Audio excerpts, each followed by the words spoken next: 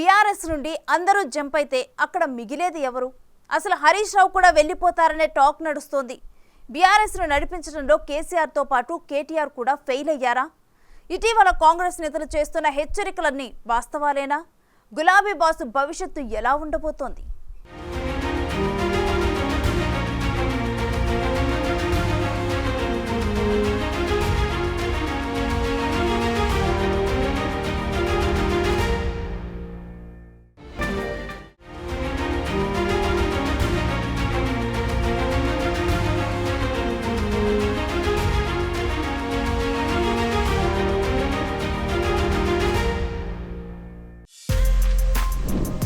For more videos like this, subscribe Big TV channel.